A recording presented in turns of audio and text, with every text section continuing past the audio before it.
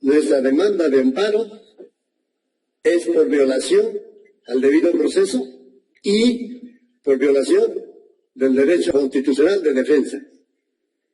¿Por qué violación del debido proceso? Porque el día 7 de diciembre del año 2022, el Congreso, a una sesión convocada en forma antirreglamentaria, inconstitucional, declaró la permanente incapacidad moral del presidente Pedro Castillo Terrones y, en consecuencia, declaró su vacancia. Dizque, conforme lo dice la propia resolución suprema, resolución congresal aprobada,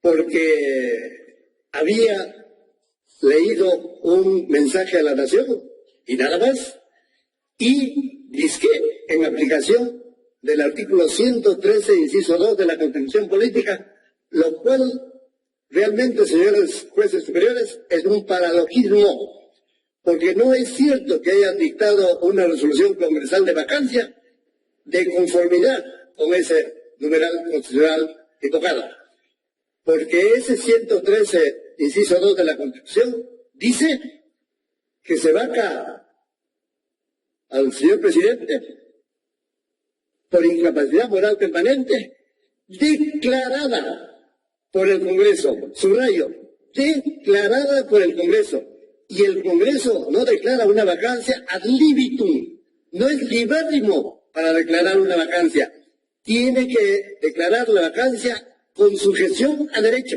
¿A qué derecho? Al derecho parlamentario que se encuentra regulado en la Constitución Política, en leyes y en el reglamento del Congreso por mandato constitucional. Y resulta que hay violación al debido proceso porque este reglamento establece el procedimiento. Paso 1, para iniciar este procedimiento, se debe presentar una moción de vacancia escrita, firmada por 26 congresistas. Nunca se hizo eso. Luego de presentada esa moción de vacancia, se debe citar a sesión del Pleno para que luego del debate se admita o no a trámite la vacancia planteada. Y para esa aprobación de admisión a trámite se necesita un mínimo de 52 congresistas, un mínimo de 52 votantes. En este caso, no ha habido esa sesión, menos la votación de 52 congresistas. Y después de que se haya admitido a trámite una moción, se señala por el Pleno del Congreso, día y hora para el debate y votación final. Señor, cuando se señala fecha antes del tercer día de admitida una vacancia, tiene que ser con una aprobación de 4/5 partes del número legal de congresistas.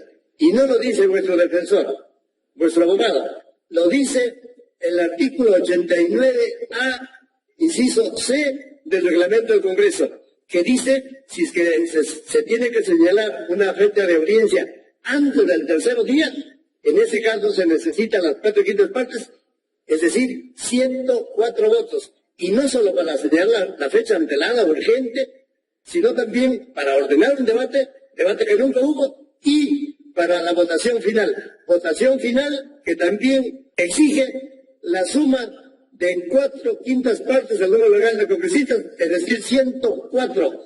Y en este caso, sub iudice, solo han habido 101.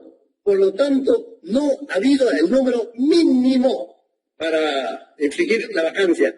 Sin embargo, en la contestación de la demanda que realiza el Congreso, que lo muestro acá al público, que tiene 490 páginas con sus recaudos, entonces esta contestación de demanda en forma expresa, señores jueces superiores, dice que se ha aplicado el artículo 89A, inciso D, es decir, un inciso en donde se establece 87 votos y ellos dicen que ha habido 101 superior a esta votación calificada de 87.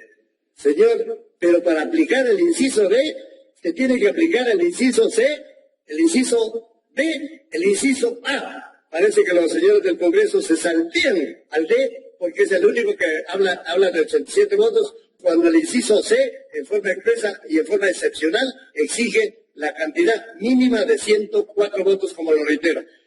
Señor, y contra esta demanda que en forma expresa imputa la violación al debido proceso, se ha creado un procedimiento.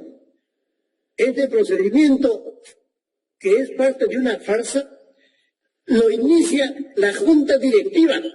La Junta Directiva en la sesión convocada para ese 7 de diciembre dice: la Junta Directiva propone la vacancia.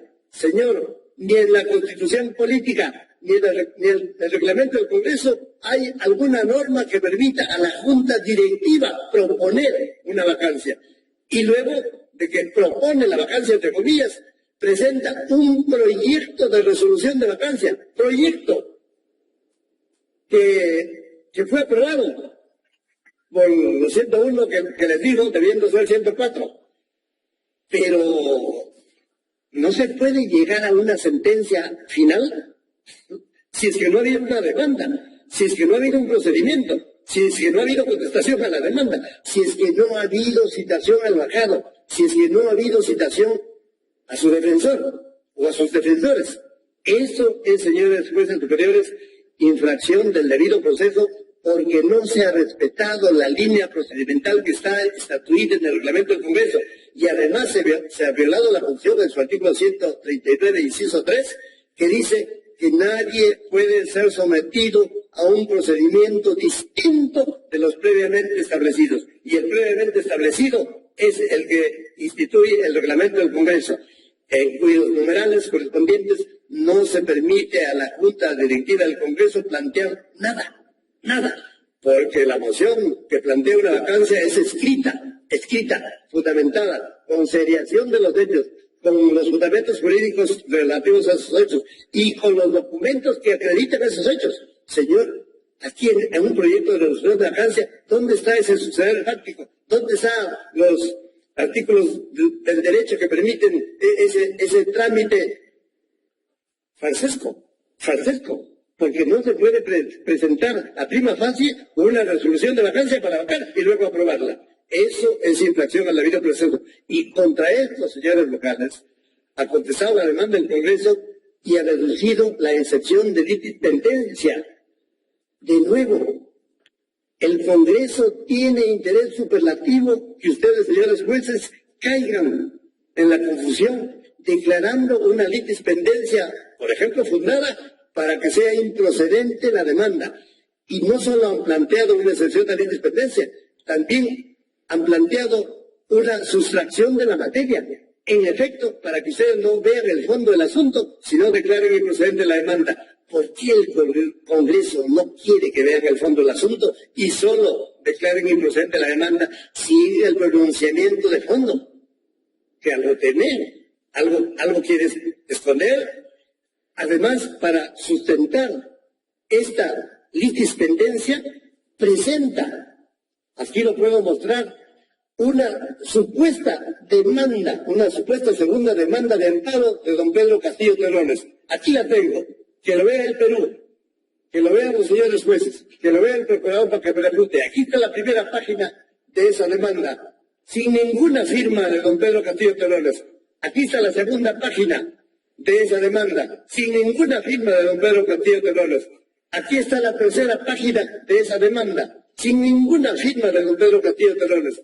Aquí está la cuarta página de esa demanda, sin ninguna firma de don Pedro Castillo Terrones. Aquí está la quinta página, la sexta y la séptima, sin ninguna firma de don Pedro Castillo Terrones. Por lo tanto, esta no es una demanda. Y está don Pedro aquí presente, él desconoce, no reconoce esta demanda en que se basa la litispendencia y solo reconoce la única demanda, que es la que está en curso, planteada por su abogado Walter Ayala González. Por lo tanto, la excepción de independencia debe ser declarada infundada y se debe resolver el fondo del asunto.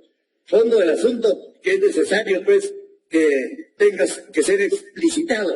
Pero 5 minutos, por favor, ruego que reconsideren que sean 10 y que sean 15 y que sean 20. ¿Por qué no se tiene que infligir esta vacancia? Porque, señor, para una lectura de un mensaje que se lee a las 11:40 de la mañana del 7 de diciembre del año 2022, luego se lo detiene por una supuesta flagrancia a don Pedro Castillo Terrones a la 1:42 de la tarde de ese día.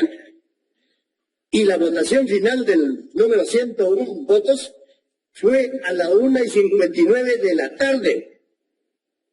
1:59 de la tarde sin que se lo haya citado al que se encontraba detenido en la prefectura, sin que se lo haya citado a su abogado.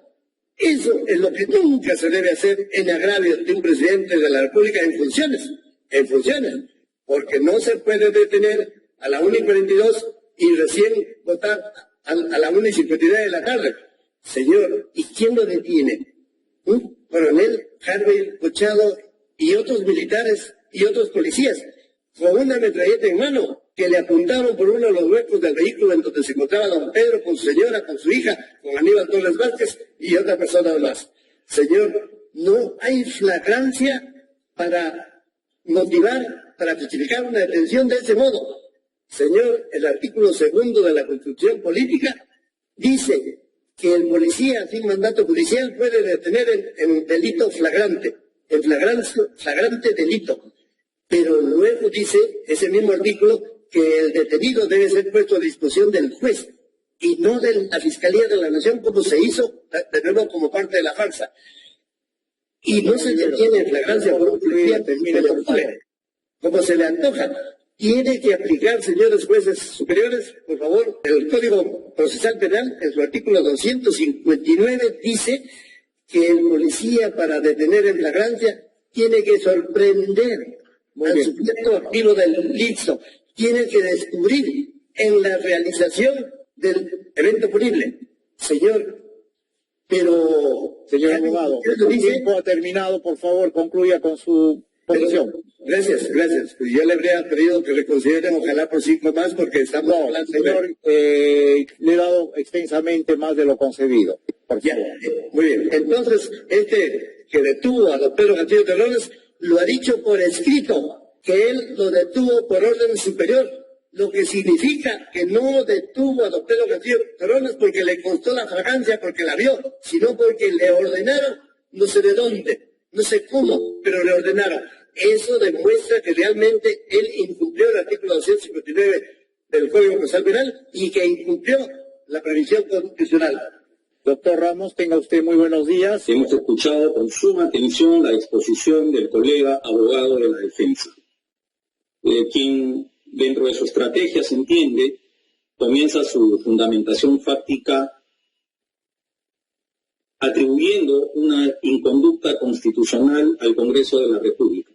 Pero para entender este proceso, yo quisiera retroceder un paso para recordar a esta honorable sala y a quienes nos están escuchando, los eventos del día 7 de diciembre del año 2022. Por la mañana, el señor Salatiel Marrufo respondía ante la Comisión de Fiscalización del Congreso a una invitación efectuada a su persona. Y era la primera vez que una persona integrante y o exintegrante del gobierno anterior señalaba directamente al presidente Pedro Castillo de haber recibido coimas. Eso, en el transcurso de la mañana, iba generando todo un comentario a nivel nacional, pues era la primera vez que ocurría esto. Sabemos que ese día 7 de diciembre el señor Castillo iba a ir al Congreso de la República a responder por un pedido de vacancia.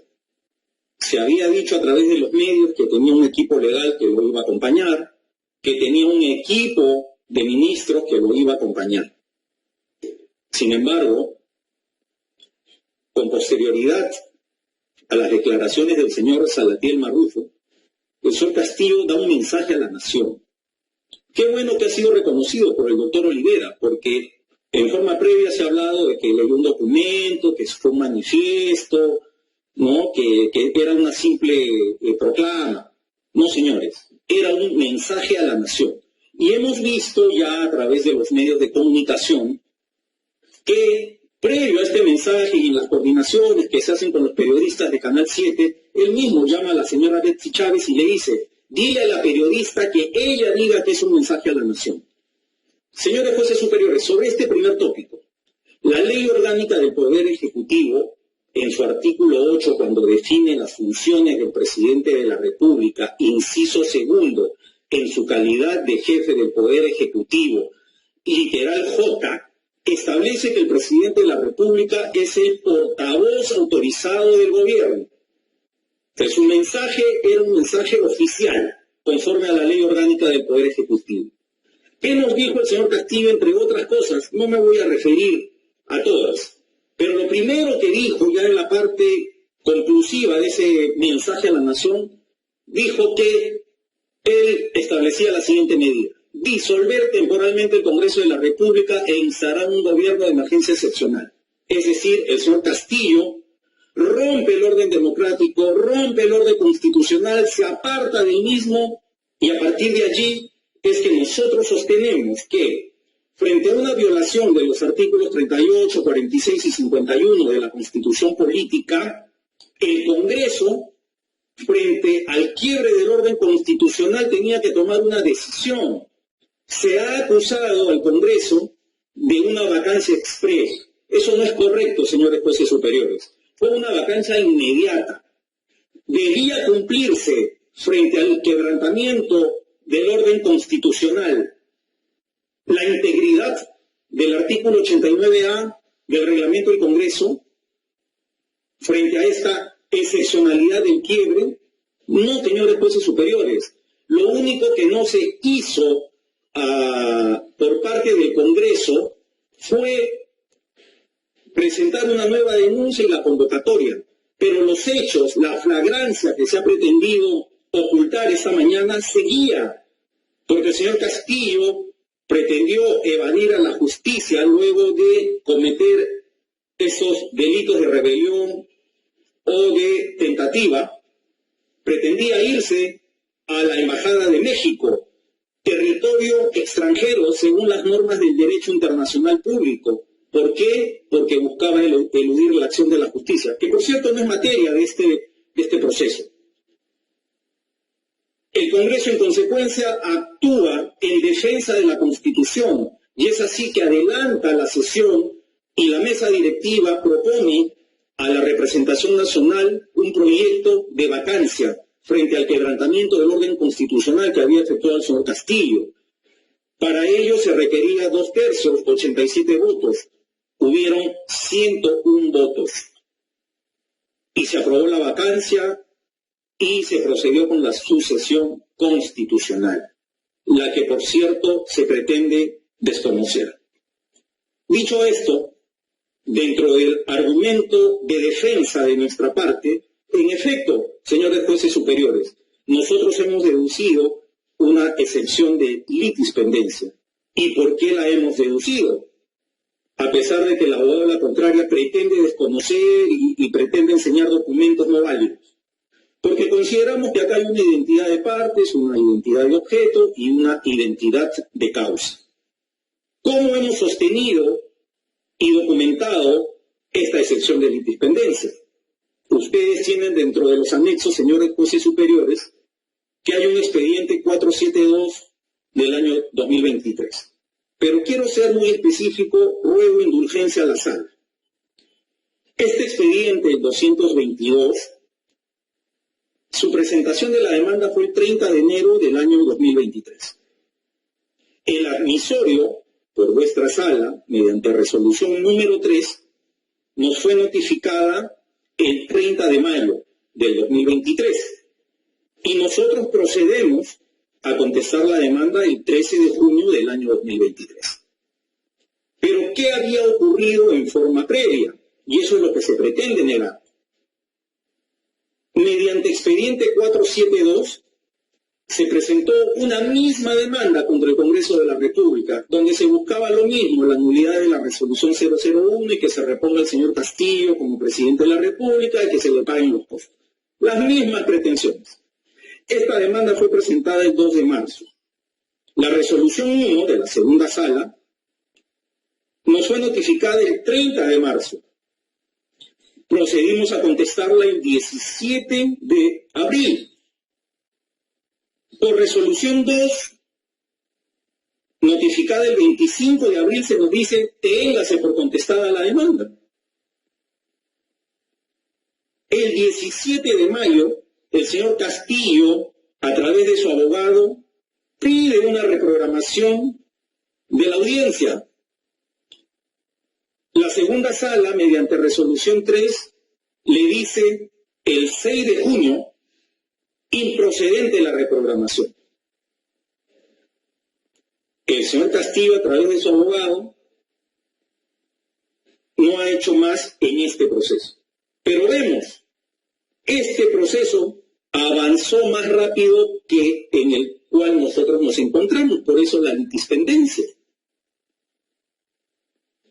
El señor Ayala, en un último escrito donde sostiene que debe declararse infundada esta litispendencia, nos dice lo siguiente: no, este proceso debe continuar, y más bien el 472 es el que debe ser declarado procedente. O sea, el abogado Ayala reconoce la existencia. Hemos escuchado al doctor Olivera decir que la otra demanda no tiene la firma del señor Castillo. Señores jueces superiores, acá está. Ahí está. La firma del señor Pedro Castillo en la otra demanda. Ustedes lo tienen como anexo en este proceso. En esa línea, el señor Ayala, en su anterior escrito, dice: no, pero la litispendencia no debe proceder porque en este proceso también estamos pidiendo que se declaren nulas cualquier decisión del Congreso que impide el retorno del señor Castillo a ser presidente. O sea, en base a eso dice no hay identidad plena. Nuestra parte considera que hay una litispendencia por identidad plena, pero sin embargo debo señalar a la sala que dentro de esta institución procesal existe lo que se llama la litispendencia por conexidad, donde se señala que cuando falta o no coincide alguno de los tres elementos, que es sujeto, objeto, causa, que no es el caso, solamente es un extremo de la pretensión, se tendría que aplicar la figura de la litispendencia por conexidad. Y voy a entrar al fondo del asunto de lo más concreto posible. ¿Por qué existe sustracción de la materia? Porque ya ha operado la sucesión constitucional, señores jueces superiores.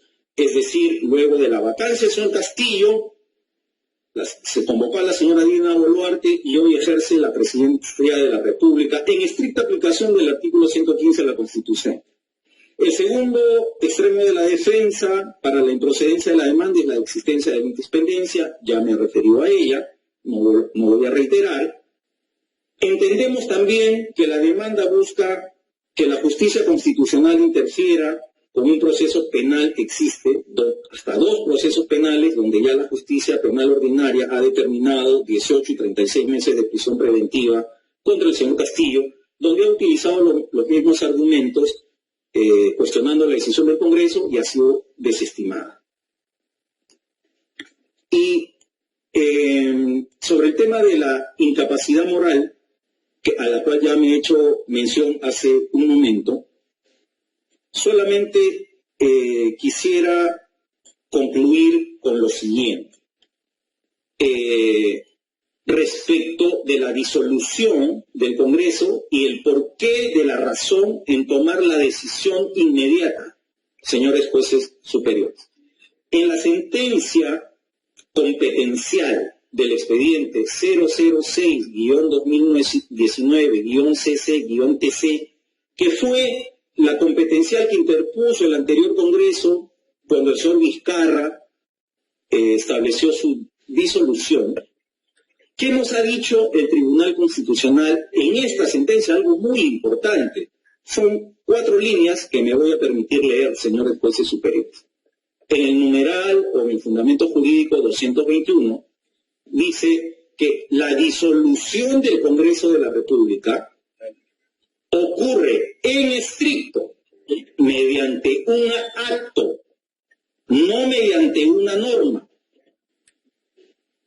En el 222 se dice: en el presente caso, este tribunal advierte que el acto de disolución se llevó a cabo cuando el presidente de la República dio su mensaje a la nación, no cuando fue publicado el decreto de disolución en el Diario Oficial del Peruano. Conjugando nuestra posición, señor juez superior. Culminado, por favor. Termino la idea, por favor. Conjugando la ley orgánica del Poder Ejecutivo con lo que ha señalado el Tribunal Constitucional en esta sentencia. El señor Castillo dio un discurso a la nación y el tribunal ha dicho: ese discurso debe ser considerado como el acto de disolución del Congreso. Y nosotros sabemos, por texto constitucional, que el Congreso solo se disuelve cuando se niega la confianza a 2 gabinetes, cosa que no había sucedido. Al ponerse al margen de la Constitución, el señor Castillo no puede invocar que se cumpla estrictamente toda la norma reglamentaria para la vacancia. La actuación inmediata del Congreso estuvo acorde a las normas pétreas constitucionales y por ello esta demanda debe ser declarada improcedente. Muy bien. Doctor Olivera, perdón. Sí, en relación al verbo disolver, no es lo que quisiera el colega que acabo de escuchar. El verbo disolver lo emplea el artículo 117 de la Constitución Política, en donde el presidente de la República solo puede ser acusado durante su mandato por disolver el Congreso. Pero ese verbo disolver debe concordarse con el artículo 45 de la Constitución Política. No es lo que quieren los jueces, sino lo que quiere la Constitución Política en su artículo 45, que en donde, en efecto, se habla de que es delito de rebelión hacer la disolución, Ahí lo dice ese numeral 45, hacerlo, es delito de rebelión. Y don Pedro Castillo Terrones, al leer el mensaje, al leer el discurso, al leer la proclama, que ustedes no la conocen, que no la estamos desconociendo, no ha disuelto nada. La Constitución en su artículo 25 dice que hacerlo, disolverlo, realizarlo, es delito de la rebelión. Y el delito de rebelión, señor procurador y señores jueces, lo que dice el Código Penal, artículo 346 del Código Penal, dice que hay que alzarse en armas para hablar del delito de rebelión. Y don Pedro Castillo Terrones lo único que alzó es su papel que leyó y una lectura modesta de lo que fuere, discurso, proclama, mensaje, lo que fuere, no permite, no es un acto ejecutivo de alzamiento en armas. Lo dice el artículo 17 del Código Penal. Cuando el medio empleado es absolutamente inidóneo para llegar a un resultado imposible, entonces nos encontramos ante un delito imposible, lo que en derecho penal se llama la tentativa inidónea no punible. Así que el solo empleo del verbo disolver al hacer lectura no es suficiente porque no se ha realizado ni siquiera tentativa, menos consumación del delito de rebelión. Además, señores jueces, la propia resolución del Congreso, que aquí la tengo, no dice que ha disuelto. Por favor, ojalá el señor procurador duplique. Dice en la primera línea, dice que ante la grave situación generada por el presidente de la República, por pretender disolver el Congreso, por pretender disolver el Congreso. Pretender, señores jueces superiores, es aspirar, desear, imaginar, y las ideas no son punibles desde el derecho romano. Por eso es que se está infringiendo el debido proceso cuando se está validando una detención en flagrancia de un delito que no ha sido ni intentado, porque lo dice el Congreso de la República, solo se ha pretendido, señor. Y el señor procurador dice, la inconducta constitucional del Congreso. Señor, es inconducta constitucional del Congreso cambiar una sesión de las 3 de la tarde a las 12 del día, pero para otros hechos, para otro contenido de vacancia. No, señor. Esta vacancia infligida a la 1:50 de la tarde es por nuevos hechos, como es la lectura a la que me he referido. No es por los hechos de la vacancia que iba a ventilarse a las 3 de la tarde de ese día. Y en cuanto a lo que dice que yo he pretendido usar una demanda no firmada por don Pedro Castillo Terrones, el colega creo que me sigue escuchando muy bien, esta es la misma demanda que ha acompañado él en su contestación a la demanda de amparo. Está en la página 45, señores jueces, la página 45.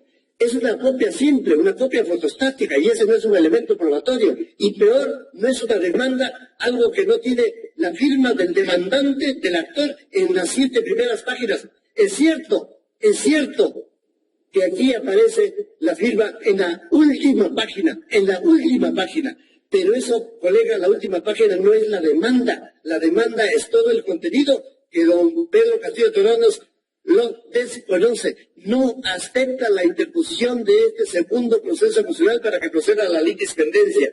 Y en cuanto a lo que decía de Salatiel Marrufo, señor, no es suficiente el dicho, la bocaza de alguien que dice que entregó dinero. No, ese dicho no tiene ninguna corroborancia documental. No hay una información bancaria, no hay información documental de ningún tipo. Por lo tanto, esa palabrita, coimas, solo son por aspirar a un beneficio penal, como lo ha obtenido saliéndose de la cárcel. Y en relación a lo que dice el colega, que esta vacancia motivó la sucesión constitucional. Señores jueces superiores, ninguna sucesión constitucional puede decirse, puede aceptarse, si es que no ha habido una vacancia arreglada a derecho. El colega procurador sabrá que doña Dina Boluarte Segada juramentó, entre comillas, juramentó a las 3:53 de la tarde del 7 de diciembre. En cambio, la supuesta resolución de vacancia salió publicada en El Peruano el día 7 de diciembre a las 3:57 de la tarde. Eso es usurpar un cargo presidencial, porque se juramenta antes que haya sido vacado formalmente. Y si se publicó en El Peruano esa resolución de vacancia, entre comillas, el 7 a las 3:57 de la tarde, por mandato de la Constitución, solo rigen las normas que se publican en El Peruano a partir del día siguiente de su publicación. No lo dice Guillermo el día, sino la Constitución Política. Por lo tanto, el día siguiente era 8. Ella ya había juramentado el día anterior. Y no solo había juramentado así, muy citada por el presidente del Congreso. No, el presidente del Congreso, horas antes, había convocado a las Fuerzas Armadas, a las fuerzas policiales, y todas ellas rodeaban el Congreso. Eso es más bien alzamiento en armas, porque está juramentando el cargo antes de tiempo y rodeada de militares y de policías. Eso es usurpación y por tanto no es sucesión constitucional. Por favor. ¿Terminó? Gracias, señor. Muy bien. Doctor Ramos, lo que usted tenga bien acotar respecto a lo dicho por el señor abogado. Muchas gracias, señor presidente. Interesantes las posiciones jurídico-procesales que estamos viendo en esta mañana. Enriquecedoras, diría yo. El señor, cuando cuestiona el tema de la litispendencia, nos dice, como el señor Castillo no firmó las 6 primeras hojas y solo firma la 7ª, entonces no reconoce la demanda. Interesante la tesis. Entonces, señores jueces superiores, esta demanda de este proceso tampoco tendría pues razón de ser, porque el señor Castillo ha firmado la última hoja. O sea, el mismo abogado de la contraria ya va definiendo que su demanda se va a caer si seguimos esa tesis, donde pretende cuestionar la litis pendentia. Yo voy a insistir en algo que no dije, pero está vinculado a mi primera exposición en que se ha pretendido contradecir en esta mañana. No se leyó un documento, no se expresó una idea. Fue un mensaje a la nación en el ejercicio del presidente de la República, y eso se llama golpe de Estado. Y para que ocurra un golpe de Estado, como lo señala la doctrina, lo considera como un acto de usurpación razonado, metódico, rápido e imprevisto. Eso es un golpe de Estado. No se necesita la fuerza. En la actualidad, ya eso de sacar tanques o que haya matanzas, enfrentamiento entre población o fuerzas armadas y población, eso ya no se da en los actuales tiempos. Los golpes de Estado han cambiado en su estructura y en su ejecución. Lo que el señor dio es un golpe de Estado. Y frente a ese golpe de Estado, el Congreso de la República tenía que actuar.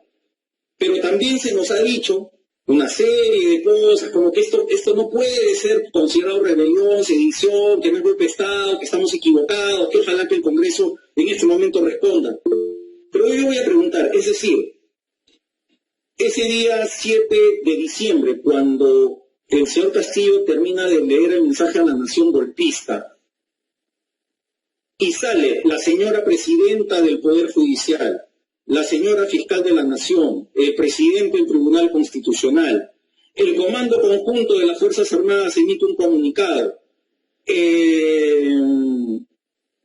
Todas estas, la Defensoría del Pueblo y la Contraloría General de la República emiten comunicados diciendo que ha operado la ruptura del orden constitucional. O sea, es decir, todos, ciudadanos y entidades vinculadas al tema de justicia y control, y también en el caso de la defensa de la integridad territorial, como es el Comando Conjunto de las Fuerzas Armadas, señalaban que había operado una ruptura del orden constitucional. El único que no considera eso es la parte demandante. Es decir, todos estamos equivocados. Ellos son los únicos que consideran que fue una simple idea que se lanzó al aire. Ese golpe de Estado tenía que merecer una respuesta. Y ya lo he dicho, permítame, concluyo con esto, señor presidente. El doctor César San Martín, en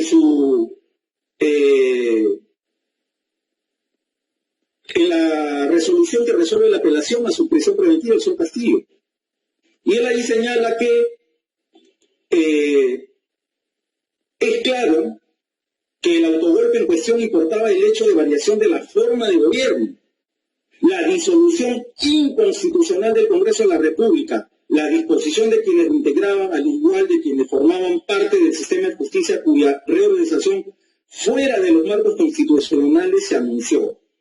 Por lo menos, dice, importaba alterar el ordenamiento constitucional y la consiguiente paz pública. Por ello, él mismo reconoce que la actuación del Congreso debía ser inmediata y era una respuesta de respaldo al orden constitucional. Y concluyo con esto agradeciendo la indulgencia. Los jueces constitucionales, señor presidente, señores jueces superiores, deben considerar que todo efecto restitutorio de un amparo tiene límites.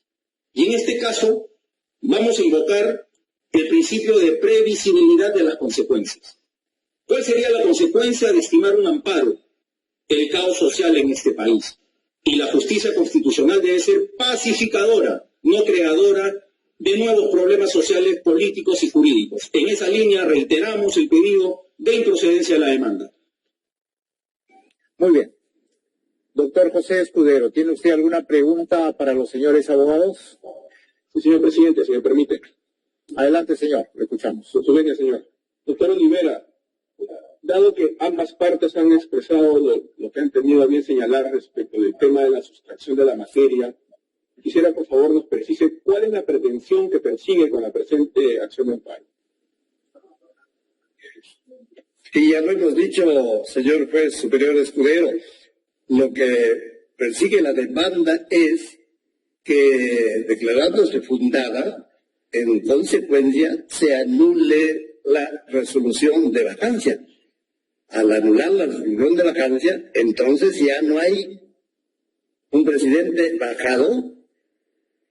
Por ende, recupera don Pedro Castillo Terrones su calidad de presidente constitucional de la República, porque así lo ungieron 9 millones de votos de peruanos, y que un puñado de junta directiva del Congreso, de 3 personas o de 2, no puede solicitar una vacancia sin procedimiento alguno.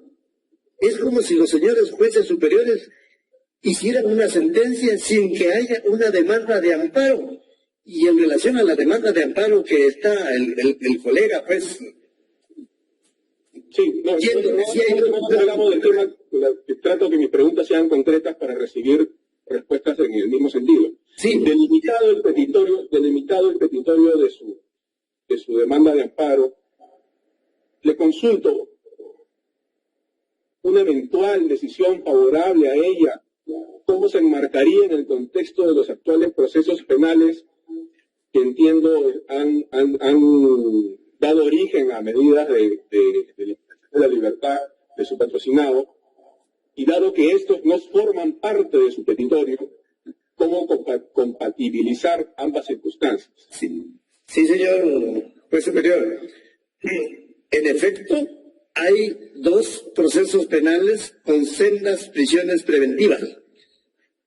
Pero, ¿cuál fue el motivo inicial de la detención de don Pedro Castillo?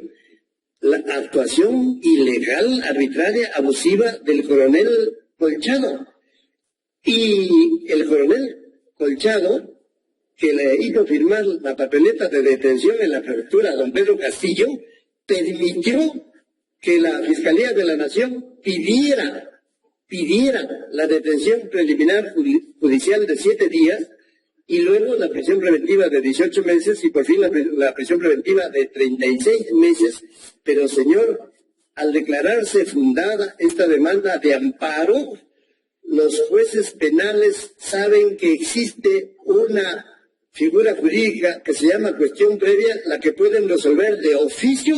De oficio deben anular los procesos penales, todos, por cuanto al recuperar la calidad constitucional de presidente de la República, don Pedro Castillo Terrones, en su calidad de ya presidente por mandato de un fallo judicial, tiene que inmediatamente salir en prisión cuando de oficio los jueces penales anulen los procesos penales y declaren la inmediata libertad. Y, como ven, significa que sí es reparable esta afectación que ha sufrido pues, don Pedro.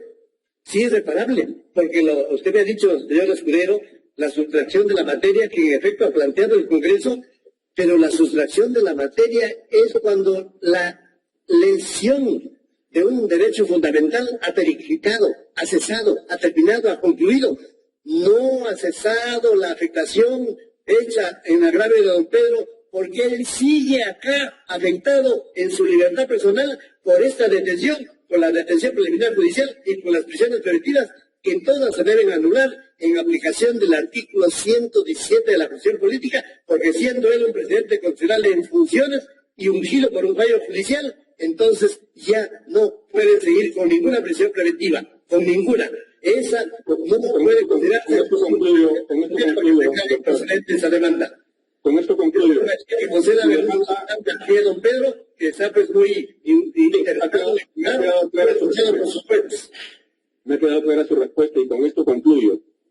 Su demanda de amparo tiene argumentos vinculados con la validez del trámite que se viene desarrollando en sede penal, o no tiene argumentos en cuanto a dicho tema.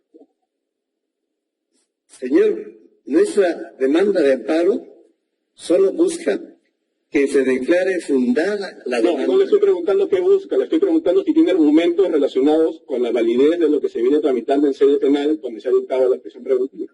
No, por supuesto que estamos cuestionando la fragancia en la demanda de amparo, por supuesto que estamos cuestionando la detención policial abusiva y por supuesto que estamos cuestionando todas las investigaciones penales que son a seguidilla de una detención arbitraria, inconstitucional, como he dicho, arbitraria, delictiva, porque no se detiene a un presidente de la República en funciones. Recuerden que a la 1:22 de la tarde estaba en funciones y recién la vacancia se dictó, vacancia entre comillas, a la 1:59 y recién se publicó a las 3:57 de la tarde. Así que, además, la justicia constitucional no tendría que preocuparse de estos asuntos penales, porque ya lo estamos diciendo, que declarada fundada la demanda en un solo escritito de cuestión previa, presentado en todas las carpetas fiscales, en toda la investigación preparatoria, en todos los procesos que hay en curso, se tiene que declarar fundada porque no puede ser procesado penalmente quien ya es ungido presidente en aplicación del artículo 117 de la Constitución Política, en donde no puede ser acusado por ningún hecho diferente a traición a la patria, a haber disuelto el Congreso, haber impedido el funcionamiento, haber interferido al funcionamiento de los órganos electorales, y nada de eso motivan las investigaciones penales ni las prisiones preventivas. Por eso es que... Sí. Le decía que, señor presidente Contubeño, una pregunta, si me permite. Adelante, señor, lo escuchamos. Pero abogado, en la línea que has tenido contestando al magistrado Escudero, solamente para que precise de manera muy concreta, en la demanda usted no ha hecho ninguna referencia a los procesos penales, ¿verdad? ¿O mentira? Mire, ya le dije al señor juez superior precedente que en la demanda sí se cuestiona esta detención en flagrancia, que es la que motiva la detención preliminar judicial y que es la que motiva la investigación preparatoria subsiguiente, y por lo tanto, solo declarando fundada la demanda hasta ahí nomás, señor abogado, porque esa parte la tengo clara. Lo que no tengo claro es que dentro de sus fundamentos hay expresado razones. Le quería preguntar el doctor Escudero. Claro que dentro de su petitorio usted ha pedido la vulneración de su derecho, me imagino yo, al procedimiento de vacancia, ¿cierto? Sí, eso es lo que estoy sosteniendo. O sea, tengo la vulneración del debido proceso y del derecho de defensa. Correcto. Solo quiero saber. No se debe referir a eso y que no se preocupe de los procesos penales, porque el día la presión previa es que todo se resuelva. No, lo que me preocupa es que usted me esté señalando ciertos argumentos diferentes a los que ha venido reponiendo, como sería el aspecto penal. Por eso era la pregunta, no porque tenga alguna razón para preocuparnos de ese lado. Señor abogado, de la parte de demandada, eso justo quería preguntarle también a usted si es que dentro de los argumentos de usted de contestación han hecho referencia también, o hay dentro de la demanda elementos que den referencia a los trámites penales que se están dando ahorita. Señor juez superior, lo que nosotros de la lectura de la demanda hemos considerado y lo hemos puesto en uno de los tópicos allí contenidos, es que con la demanda se pretendería que la justicia constitucional interfiera con la justicia penal. Eso es lo que nosotros hemos puesto desde el análisis integral de la demanda, porque como bien lo dice el señor abogado de la contraria, buscan que con el pronunciamiento de esta sala, lo ha dicho así, no me quiero burlar, con un simple escritito, la justicia penal tendría que liberar a Pedro Castillo. Previendo eso, hemos señalado esa posible injerencia de la justicia constitucional en la justicia penal ordinaria. Eso es todo, señor presidente. Gracias. Muy bien. No habiendo preguntas de los señores jueces superiores, agradeciéndole tanto al doctor Olivera como al doctor Ramos por su intervención en esta audiencia única. Lo hemos escuchado ampliamente, con mucha atención, y los autos pasan entonces a despacho a lo que corresponde a efectos de emitir la resolución. Señor presidente, el demandante quisiera hacer... No, señor, ya terminamos la audiencia. Ya estamos clausurando la audiencia. Muchas gracias y muy buenos días.